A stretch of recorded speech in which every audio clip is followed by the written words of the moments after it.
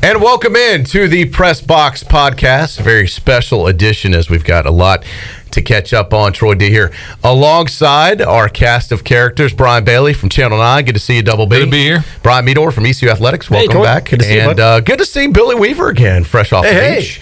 And back with us in studio. Also, thanks to Shirley Rhodes and Chandler Honeycutt for their video and production assistance today. All right, boy, where do we start? Let's start with ECU Baseball. Season has unfortunately just come to an end. I was hoping we were going to do this podcast either way this week, guys. I was hoping we were going to talk about our plans for Omaha and what we were going to do. Unfortunately, it's a recap now of what a great season it was for ECU Athletics and a discussion on will Cliff Godwin be here this time next week, because the news is heating up, Bailey. I know you reached out to Coach Godwin. I didn't. I figured he would give you the same response to me that he gave you. So let's start with that. I'm sure he gave that same response to everybody. Everybody reached out to him. But he is no big mystery. LSU. He is on the short list for LSU right now. They're talking to another guy or two. But look, he's a hot coach. Yeah, I mean, he is, and it seems to be every year, and that's the sign of a good program, a great program. But I think, when you look at jobs that Coach Godwin would really consider, LSU is one of those and Ole Miss is as well. And that's the caveat with this deal is because the Ole Miss coach, Mike Bianco, he's also a candidate for the LSU job. So we have to wait and see how it plays out and see what happens. Meador, you're over there, boots on the ground. Yeah. Is he staying? Is he going? You know what's funny is I've talked to Cliff about these kinds of things before, and when the season ends, I stay away from him because I don't want to put him in. We're friends, and I don't want him to put him in a situation where he feels like he has to lie or I might say something to knuckleheads over there, and you might and I might define knuckleheads. You're pointing to Billy Weaver. That would be knucklehead. No, I mean I can tell you this: if he does go, I mean I do think that nobody over there's stupid. I mean, the guy's a hot commodity. Yeah. If they think that he's definitely staying and they're not looking at anything else, then I'm not giving them enough credit. Come on, they clearly know, and I think they do have some people. And I got to tell you, there's a guy in house. If Cliff decides to leave, I think Jeff Palumbo is a fantastic option. Yeah. If it does happen, but that's cart before the horse. We don't know if he's going to leave. And I did talk to Cliff earlier this week, and I will tell you this: he was told at the time totally focused on his end of year meetings with all the players. He was totally focused on recruiting. Yes, I had a conflict because we were supposed to hook up for something. He couldn't do it because he was dealing with ECU recruiting. Right. So if he is out the door, he sure isn't showing. No, he's not, because he is totally focused on East Carolina right now. This morning I got an email from him and Blake about doing the recruiting video and refocusing and doing some things on the regionals that we've won back to back essentially. So no, if anybody thinks that he's like, oh boy, LSU, then no, that's not true. Yeah, he's working hard. But I will say this, and you probably agree. Look, if LSU comes knocking, that's one of the top programs in the country. That's one level down from a Major League Baseball, manager job. I mean, it is them and Texas. There's only a couple jobs in the country for baseball for college that are just next level and could pay a coach $1 million to coach baseball, and they're one of them. And for people that don't know about college baseball, you're right with that, because you kind of equate it to like the Alabamas and the Notre Dames, Clemson, Notre Dame, not Clemson, something like that. Those are huge names in football. And obviously, if your football coach, if you're at East Carolina or you're NC State or North Carolina or wherever, and your coach leaves for Alabama to take over for Nick Saban, you're like, we get it. You get it. When he was offered the job at Alabama and didn't take it, that's one thing. That's different. Mm-hmm. LSU, which is still a great job. Still a great job. I mean, most people wouldn't turn that down. Absolutely. And that goes to show you what he thinks about East Carolina and what this is his home. I mean, he's from this area. He played here. I mean, there isn't a better situation as far as that goes for a job than what he's got at East Carolina. The potential to go to Omaha, obviously the potential to go to regionals and super regionals every year. Yeah. Baseball is big here. It's supported here. It's welcomed here. People love it. But like you said, LSU's next level. So you never know what's going on in the back of someone's mind. How much better is this, though, that we've got a coach that other people are going after, and that's what we're talking about, not absolutely. tick. When Scotty can we get fired? I know. I mean, how many more 3 nights can we go? Difference. And honestly, I've always said I'd rather a coach get hired away than fired away. Yeah, absolutely. And this is, you're in good hands. Absolutely. And you brought up Palumbo earlier and Bailey. Obviously, there's no head coach in waiting position here at ECU, but if they were going to stick with someone in-house, he would be the natural fit, I would think. I would think so. And I've had him on my show a number of times, and I always ask him, is your ultimate goal to be a head coach? And he's always said that. I really want to be a head coach at some point, and I think it would be and again, we're putting the cart way before the horse. Yeah. But it's just an option that's out there. I think that Pirate fans. I had someone come to me this morning and say, it would be devastating if for the program, and I just said, I don't think it would be devastating. I think that we've got a program that's in really, really good shape right now. Totally agree. If somebody leaves for greener pastures, which they would be, you can't fault anybody for doing that. Then you've got someone right there that could devastating for the program would be hiring Scotty Montgomery to take over. that would be devastating. That's devastating for another program. Yeah. Imagine what he could do to baseball. No, you know what? Devastating for the program is if you had gone through 10 losing seasons, and Cliff comes in, and then he's here 3 years, and the trend is going up. You go to a super regional, and then he leaves. That could be devastating. And then all of his recruits or his players transfer. Right. But that's devastating. But this is a program that's been set in place. Foundation. Winning. This is a winning program. Yeah. This is something that people, not only players, high school coaches around the country, people know about East Carolina baseball. So this is something, and I don't mean this in a bad way, but this is a program that will survive and probably thrive without Cliff, and that's because of Cliff. Sure. And the guys before. Sure. Right. Coach LeClaire and even Randy Mazey did very good things here. Billy Godwin, Coach O. So this program will survive, and I have to say that for anybody to say that this will be a devastating loss, it'd be a big loss. You don't want to lose Cliff, obviously, but I don't think it would be devastating. And if you're a Jeff Palumbo, at some point, you've got to look, if you really want to be a head coach, look what Link Jarrett did. Absolutely. Link Jarrett was an assistant coach with Billy Godwin. He takes the job at UNC Greensboro, does very well there, takes the job at Notre Dame, and they should be going to Omaha this year. Right. Yeah, they had a really good team, and they lost in 3 games. And he may not be a guy that's here forever. That eventually he's going to get someone else will come calling. Right. If the timing doesn't work out now, and not that anyone wants Cliff to leave. That's not what we're just talking, because it is a topic right now. It is. That's a fair topic to talk about. Yeah, it's not speculation. This is real world stuff. Now, whether it happens or not, we'll have to wait to see. And I'm telling you, and it's not like it's the elephant in the room. I mean, which it is if you're over at East Carolina. Nobody was really wanting to talk about it. But believe me, if Cliff's not in the room, we're talking about it. Yeah. And the baseball and it's just a fact. I mean, they're talking about it at LSU. And there's some guys over at ECU like Greg Pierce. He doesn't care if Cliff's in the room or not. Joe Dooley walked in. He said, "You leaving for us for Kansas?" He didn't hesitate. He pulled that right at him. I was like, "Good for you, Greg." So let's get it out there and talk about it, and then move on down the road. Cliff's a little bit different animal, though. I wouldn't do that to him. I'd be afraid he'd bite me. Yeah, but we'll let OTM handle that. No, good God. But all joking aside, that guy has put in the blood, sweat, and tears. He did it as a player, and he's doing it now as a coach, and he means it. He loves his kids. You could see from those, the sound bites we got down in over in Nashville. I mean, the guy loves his team. He loves East Carolina. Brian, you talked to him after the game. It's the most emotional I've seen him after a game in a long time. It really was. And you weren't trying to bring him to tears. Yes, I don't think that was your yes, he was. I think you loved it. We talked about it. No, I don't care. Were you trying to? Yes. No. Yes. No. It just I wanted to get some emotion out of it. I didn't want to get that much. That's fair. Yeah. I mean, I was hoping to get some, because I knew, just how emotionally involved he was with that team, and how, going back to the matchup. If the Pirates had been matched up with, and I hate to say it like that, but they were matched up against two of the best pitchers in the entire nation. I mean, those two guys. It was a tough draw. It really was. I mean, I think and they still competed really great. They sure did. I mean, it was much better than Louisville 2 years ago. Yeah. Well, I told Clip yesterday that I don't know if there's any other team in the country that could beat Vanderbilt in a best-of-3 series. Well, they're built for it. Yeah. Because of those two pitchers. If those two pitchers are on and pitching even at three-quarter strength,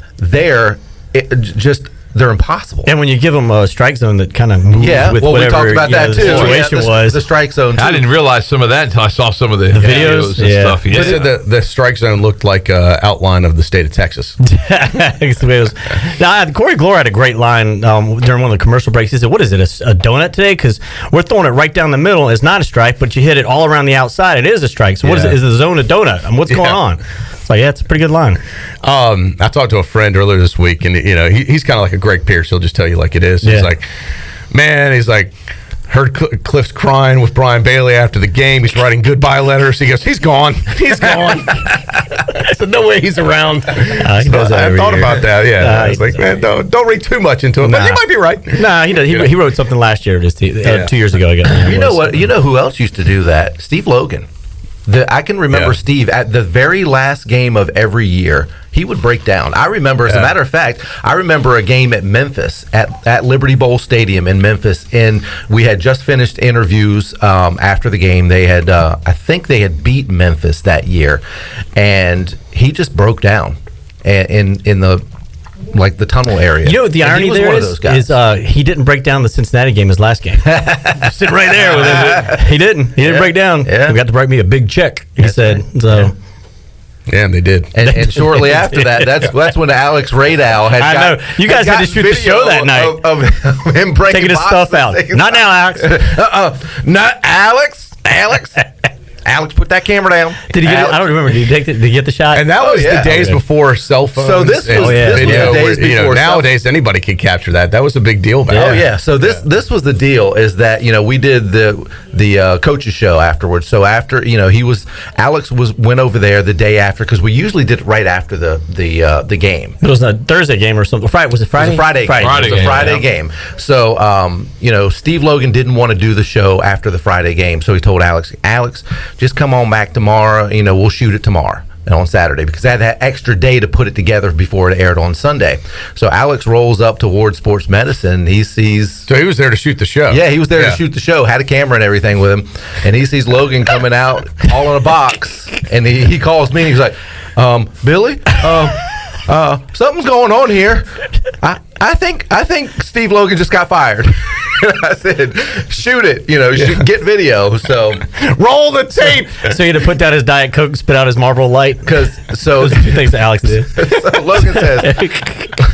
Logan says, Alex, put that camera down. So he goes inside Ward Sports Medicine building. So Alex says, well, what do you want me to do? I said, stay there. Don't you go anywhere. If he comes back out, get video of him coming out. Well, one of the assistant coaches comes out, gets in Logan's vehicle, drives it around to Minji's on the other side, and he goes, somebody just came out and got in his car. I said, follow him. So he goes around the other side. Logan comes out of Minji's. I guess awesome. He had weaved through there or whatever, but it was awesome. The closest I had to something like that is when Skip left to go take the South Florida job, and it was just breaking. So I actually went over to Ward to try and get one last interview. And one of you guys might have been, Bailey, I don't know if you were there or not with me, but there were a couple. Yeah, we had a camera there, I think. I was over there. Yeah, it was you, Meador. And that was before cell phones and stuff, too. So I brought the handheld, recorder so we could get some audio for the station.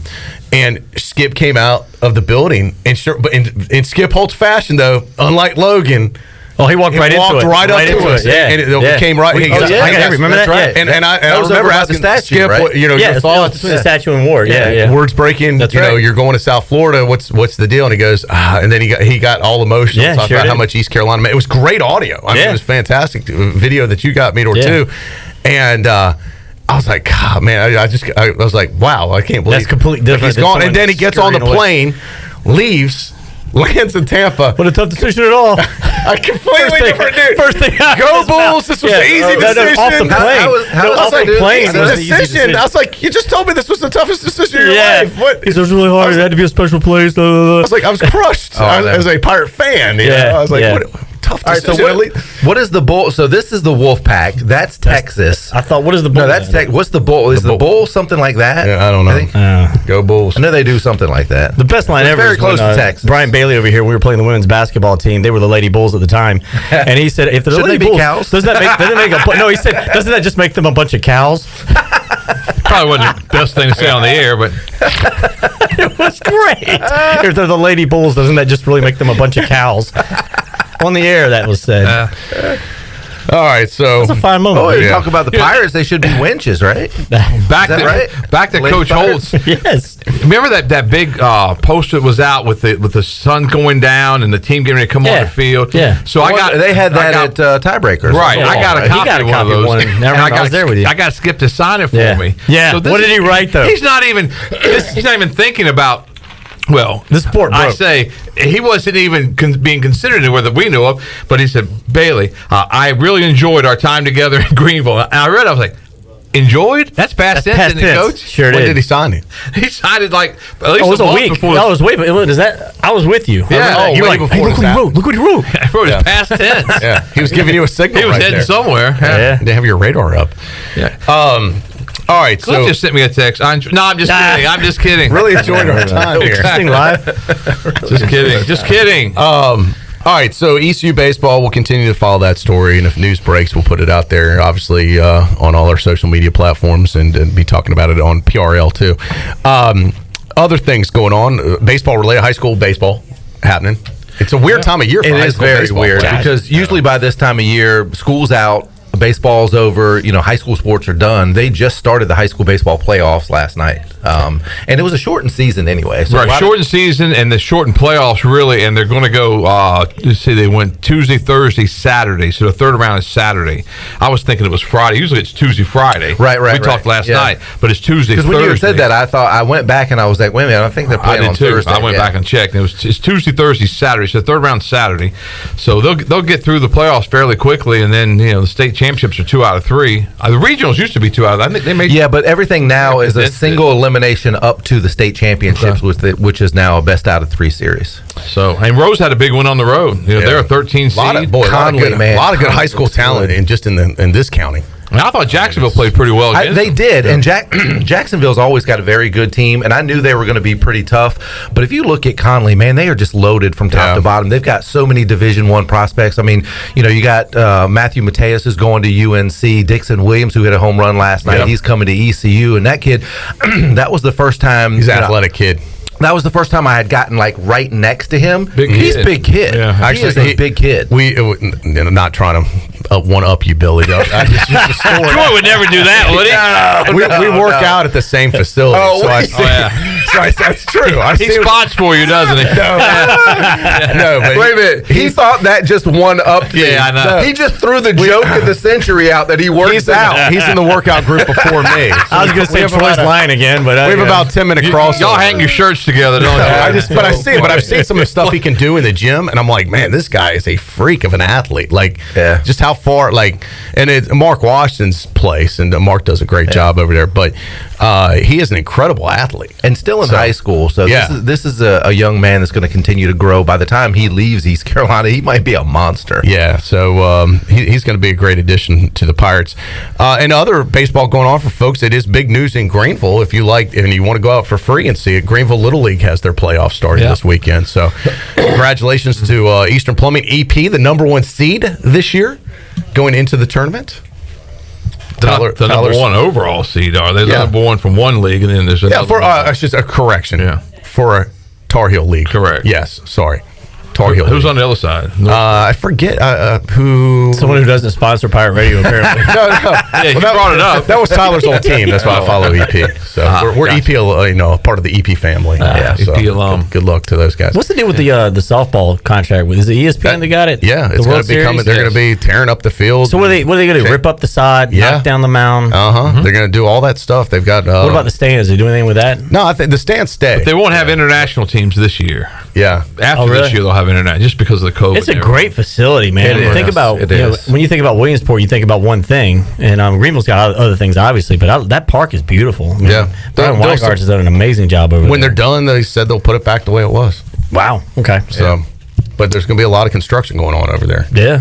Good for them. Will That's they awesome. put any extra bleachers maybe down the sides or in the outfield? I'm gonna get Weingarts on the show on PRL with us to talk about it because there's a lot. Whether they're allowing fans, whether they're not allowing fans, if it's only open to players' parents. How many teams are we talking about here? I'm Is it not gonna be even 8? sure. So I keep hearing and things keep changing. So I'm not. Those are all good questions. I don't have the answers for. But I think that place would look really awesome with maybe partial seat. Because you have that area in right field that's elevated and has the deck deck up there, but maybe in the right center field with some bleachers and stuff. Yeah, I think that would be kind of cool. I gotta find out what they're going to allow, and if they're allowing the general public to come out, or how it's going to work. But well, all the questions to ask Brian now, because we just asked. Yes, I mean it's all the stuff you want to know is exactly what we'll ask him if they're going to put a hot tub up there. If you're going to do it, sell beer, the Weaver Zone, and sell beer up there. How about a breakfast truck out there? I'm telling you, know anybody that we could get? That's right, for those 9 and 11 a.m. morning games. I think so. Speaking of which, as many plugs as we've given Billy's Beach Breakfast, if I can make it back down to the beach ever, I expect a bagel sandwich, sausage, one on the house. No, I'm tired of hearing Billy talk about a sausage. Yesterday it was hot and spicy. I'm like, do I really need this? Hear about Billy and his sausage? You want to hear about my burrito? Is the bacon crispy? You know how I am. I told you I was going to put you on blast if it is not crispy. I've warned you. Crispy bacon. It's crispy bacon. All right. How is it going? For the folks that don't know, we'll give you a free plug here.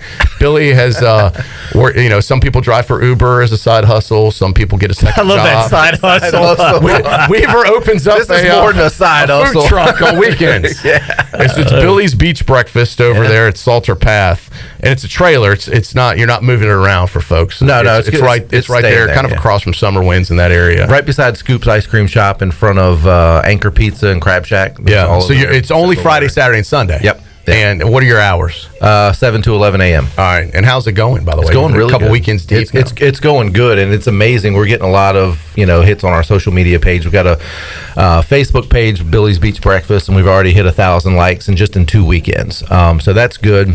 I don't like it. And I think the more we get into the summertime, especially 4th of July weekend coming up, I think we're going to get hit hard. Bailey, what would you would you trust Weaver making you breakfast? He said he said that last night.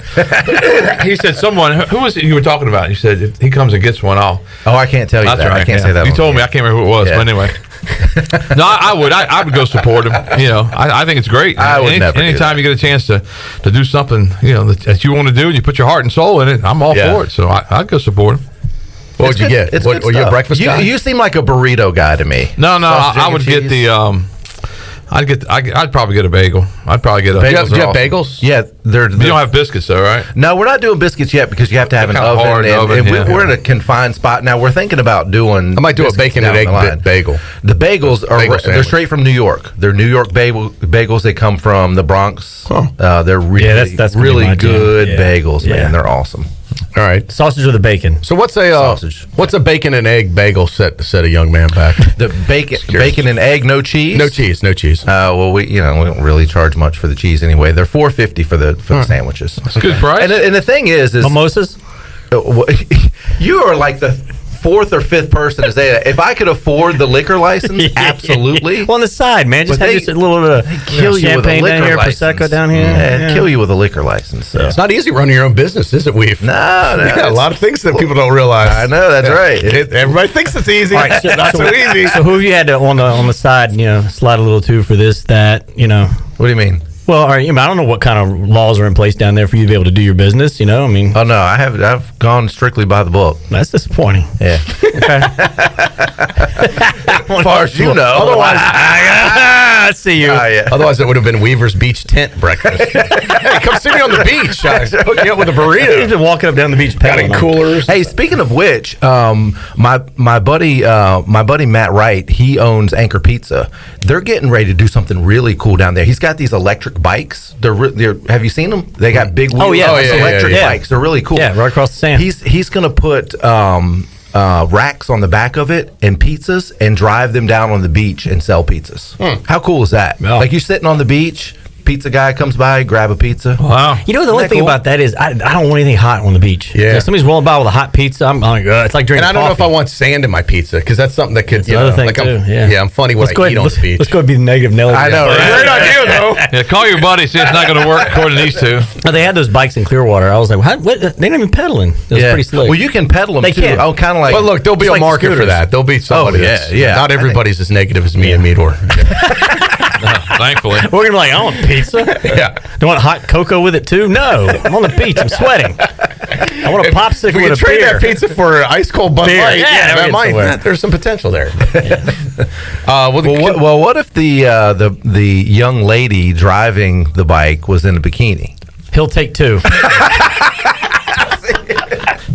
Maybe 3. There's always a chance. There's a great line right there that I'm not going to say, but there's a great line. Yes, I will. That was an intended line, Brian. Yeah. Anyway, I don't know if that's his plan, but that's what I would do. So how long does the breakfast thing go till? This summer? Is this just Yeah, we're summer? just gonna, in sometime. All right. Labor Day? Labor Day weekend? Probably until Labor Day weekend. All right. That's cool. Yeah, It's kind of like the last big bash. There's no such thing as a beer cart guy. It's always the beer cart girl That's right. coming around. That's right. Nobody wants a beer cart. And a lot of restaurants have started with these food trucks. Maybe one day it's Billy's Beach Breakfast location. Well, you know, a big reason for that right now. Right now, food trucks are really hot because of the fact that brick and mortar businesses are having problems keeping employees and finding employees because people don't want to work. So you can operate this with just a couple people, right? Yeah, mostly yourself. It's easier to operate a food truck. That way, you don't have to hire employees. You can, you and your spouse, or you and your brother or sister or whatever, 2 people can run a food truck, and it can be very lucrative. Yeah. So you're not paying for a brick and mortar business. You're not having to worry about schedule employees not showing up. I mean, I know a lot of people that have businesses right now that they're saying, what's happening is I'm looking for employees. I got help wanted all over the place. I have people that come in, fill out an application, or they'll fill out an application online and never show up. Just because they have to do that. Right, and they'll never show up. Speaking of the beach, Big Rock going on through Saturday, the Big Rock Blue Marlin tournament out of Morehead City. And man, they got, speaking of big, how about the 521 pounder? They call it worth close to close to $1 million. That the fish isn't huge. The check is. But it was the right time. First one. The first one over 500. Yeah. And they've got all these different categories, so it's not over, obviously. And they may end up winning the biggest overall. $2.6 million. Correct. Potentially. That's still in play. That's just, they're already big winners. They could be even bigger, but it rolls on, and a lot of attention on it this year, as always. Anyway, but Michael Jordan back in it, his boat for the second year in a row. Now, you got to think that with this year, I've never seen anywhere close to 270 boats in this event. This is a record this year.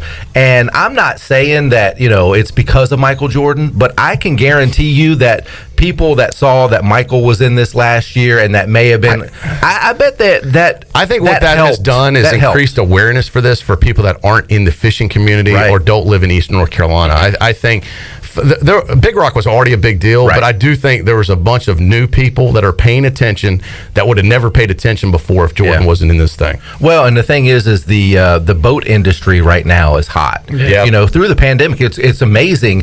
Houses, big ticket items, cars, furniture. People couldn't keep them in stock Still because can't. they were flying off the shelf, so to speak. So the boat business. As a matter of fact, the guy that brought in the first Blue Marlin off of the Following Seas, his boat was 6 days old. Yeah, I saw that. 6 days old. So that's the way thing. To break it in. Yeah, right. I'll break it in, and it's painful. It's like unfair expectations, though, because you're not going to get that every time. Yeah, that's right. It is the I call it the Super Bowl of fishing tournaments. So that'll be fun going on through Saturday is the last day. The other big news that broke last week, guys, was the potential news with college football having a expanded playoff system. How quickly that may go into effect, Bailey. And that's incredible news for the American. I think that the American is the one that benefits from it the most. And just and I've read so many articles about praising Mike Oresco for just keep on keeping on. That's what he's been able to do. You got to give the guy credit. He kept banging that drum, and finally, it's kind of like Terry Holland banging on the Big East door for all those years, and then finally somebody's like, "All right, fine, come in." Yeah. Well, when you put Power Six, every press conference, and Power Six, and they're better basically in football. And if you run the numbers, by that new formula, the American is a part of it. Yeah. So money wise, it's going to be good. A bigger share of the pie. We'll see.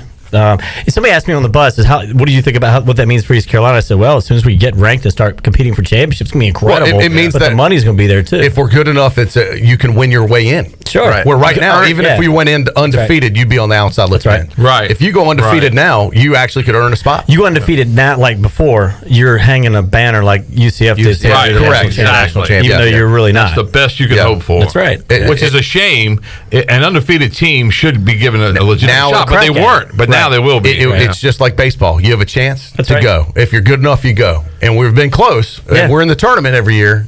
but at least we have a chance. You'll be on the field with a chance. You might get hosed because of a call or something like that, but you have a at least chance you're on in the game. field. That's right. Yeah. So I love it. I think it's great. Chipping a chair, also evens the playing field a little bit for recruiting. Yeah. You know, the us versus them. And the funny thing is, when they were at 4, they would have these debates, and everyone was like, no, it's never going to expand, never going to expand. Then all of a sudden, that last week, it was like, whoa, we're going to expand, and we're going to go to 12. Well, think about the amount of money they'll make on those playoff and ranks. they need the money. Well, and the thing is when you talk about money, being in a conference, you automatically start thinking about money, because what happens is whoever is in your conference, you know, if somebody in your conference goes into that playoff, well, that's, you know, part of that goes to the conference, and that's split up amongst. That's what I was talking about with the share of the pie. Right. You get a bigger, you know, absolutely. And I thought the best thing that they did was, for the first time ever, they didn't make concessions to Notre Dame. They didn't say, unless Notre Dame can be ranked at this level. They said, no. It's getting to the point now where Notre Dame is. They said, no. You got to be a conference champion, top 4. Even if Notre Dame runs the table, the best they could be is a 5th seed. They're not going to get they're not making exceptions for Notre Dame. They're not counting Notre Dame as their own conference. They're putting the conferences in front of Notre Dame. First time I've ever seen that happen. Well, and I think it's going to be forced on Notre Dame before too long, where it's going to be a better decision for them to go ahead and get into a conference. Very possible. Because I mean, they're already halfway in with the ACC now. Right, Anyway, and it's always been about money with Notre Dame because of the NBC contract. Because of that TV contract. Right, their TV contract. And guess what? NBC may one day say, you know what, we don't want to pay Notre Dame this amount of money. They're not that great because anymore. they're not that great anymore. Yeah. They're not the Notre Dame your dad. Why are we paying them $20 million? People still watch that. They still watch them. When they're on TV, people watch them. There might come a time where look, you guys know budget cuts are happening in these TV stations all the time. I don't have to explain that to y'all. It could be on the same level corporately of what they pay for programming. They may want to take it in a different direction. We want to spend that money in a different way. That's right. Yeah. So and that could force their hand too. You never know. It could be like an Olympic year where they're saying, okay, NBC is going to go all in on Olympics this year. We're not going to have that money allotted for Notre Dame, or that money is going to go down when we negotiate. That's more valuable for us to have the Olympics than Notre Dame. That's right. And I mean, that could happen. Something like that could happen. And Notre Dame, you know, the good thing for Notre Dame is that they've aligned themselves with the ACC. Yeah. And it's a natural home. Right. It's a natural home. If they've got to make a move, they're not going to be left out in the cold. But you know what? And I don't blame Notre Dame at all. Why? It doesn't make business sense for Notre Dame to say, okay, we'll go to a conference, and then all this money that we're getting right now, the millions and millions of dollars, we'll have to split with 14 teams. Not just from NBC, but whatever bowl game they go to. Right. Yeah. So everything that they get right now is theirs. They share with nobody. So, I mean, I get and they do need money. My goodness. I mean, those poor guys. Poor little Catholic school. You got to pay for those gold helmets somehow. Yeah, right. And the baseball gold helmets didn't come across. I didn't like those that much. I didn't think so. I saw that, and I'm like, that doesn't translate. They have the little gold fleck in them, too. Yeah. So, I wonder if those have, because the football team, they have actual gold shavings in the paint. Yeah, I thought it's funny you mentioned that, Bailey. I saw that, and I'm like, I don't think that looked. I knew what they were trying to do with the football. It was a weird look. It didn't look right in baseball. Yeah. All right, ECU football. Before we get out of here, any early expectations? What are your thoughts? I'll start with you, Bailey. I just can't wait until September gets here and going to Charlotte for that first game. I think that first game means a whole lot to the whole season. Yeah, and coaches will always tell you, well, it's only one game, but it's a big game, I think, for East Carolina to get off to a good start. South Carolina comes to town after that. The best part about the football season, hopefully, we'll be 100% back to normal. And and I don't think any of us ever took it for granted. I think we all enjoyed going out and seeing each other tailgating and going to the games. But when you miss it for a year, I never thought it would end like that. Like we're just boom, we can't do this. Yeah. Man, that kind of surprised me. Yeah. And last year, I talked to some people and said, well, I didn't make a game last year. I said, you know what? I made all the home games, but it was like watching scrimmages. Yeah, and I like watching scrimmages, but I didn't like, I like watching not games during the regular season. Yeah, exactly. Yeah, I agree with you. Yeah. It didn't feel like it a just regular didn't game. feel like the Navy game. I remember watching. I was thinking like, this is a good little football game going here, but is the scoreboard working? There it is.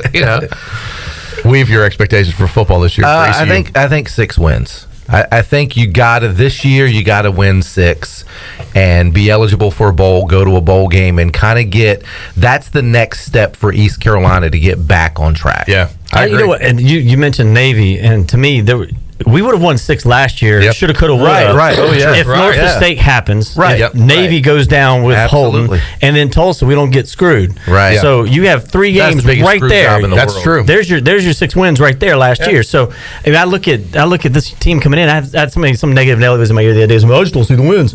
I mean, well, there were 6 last year right there. Right. Well, I mean, Yeah. I believe in Mike Houston. I think he's a good Yeah. coach, and I'm really optimistic about it. I think we're gonna have a buttload of people in the stands for that South Carolina game. We go over to App State, take care of business. You got that. You have to go down there on that Thursday and take care of business and show us what you've been working on for the last few years. This will be year 3. So I told this to Ellerby the other day at lunch. I was like, between the regional here a couple weekends ago, the super regional in Nashville, it kind of felt good to be excited about East Carolina University athletics again. And I found myself, this is the first time I was excited about ECU in a long, long time. Yeah. We're like, at an event, fired up, fun to be at, fun to cover, and like just looking forward to going. I haven't had that feeling in a long time, guys, and I hope that translates into football this year. Where people are just, it kind of felt like, man, it feels like we're back. Like, and part of it was because we've lost so much. Not just the pandemic, but what's happened to the football program before Mike Houston got here. We've had a lot of tough times here in Greenville and the ECU. But man, it just feels like, man, maybe something's starting to kind of go in the right direction. And that's like a drug, man, because I don't know if it's adrenaline or the dopamine or whatever goes through your head when something exciting happens.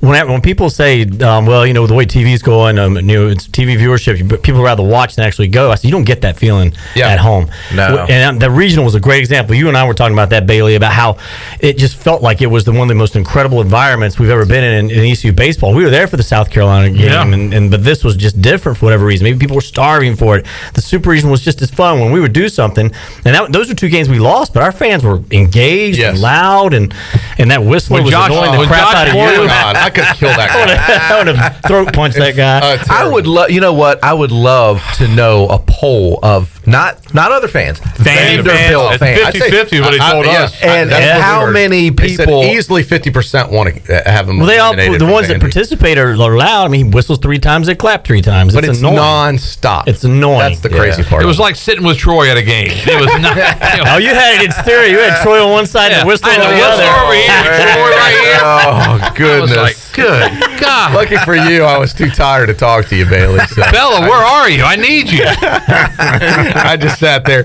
Bailey hogging the whole table. It's only me and Bailey at the auxiliary table, and he's like got the whole thing. I'm like, Bailey, can you move? Okay, I had equipment working, and he had nothing.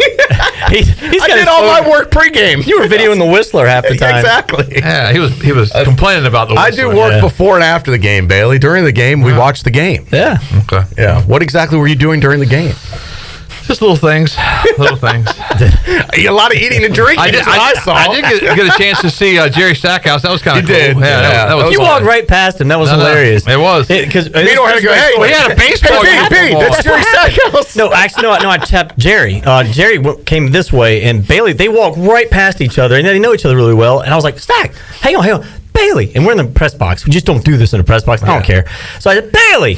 Kind of went family. What? And Jerry sees them the same time. He sees they see each other at the same time, and they locked eyes like old high school sweethearts. It was hilarious. Everything went slow motion, and they go running at each other. I'm not kidding, man. That makes Meador the matchmaker. Yeah. They gave this big embrace, and Jerry's like, man, you look great. He's rubbing his belly. It was hilarious. Jerry's awesome. A good guy. Yeah, that was a lot of fun. Yeah, I tell you what, he did a good job singing. I would have never guessed that. He crushed it. Yeah, I was like, wow, that's him. I had no idea. Yep. All right, fun podcast, guys. Great seeing you guys again as we get ready for summer. Any big summer plan? We know what Weaver's doing this summer. Summer plans. My God. Well, let's say I've already been to Vegas, Clearwater, and Nashville. Yeah, you need a break from all this break. Yeah, I'm going to Miami on Monday, so there's a month of travel. We're world travelers, celebrating his 50th. Oh, wow. Yeah, I've been to Clearwater, Nashville. I'm going to St. Martin. Are you? Going to West Virginia and then St. Martin. Wow, so a lot of plans. It's Bella's 18th birthday. That's where she wanted to go, to St. Martin, so we're going to take her. Weaver's like, I'm at the beach every week slaving over breakfast.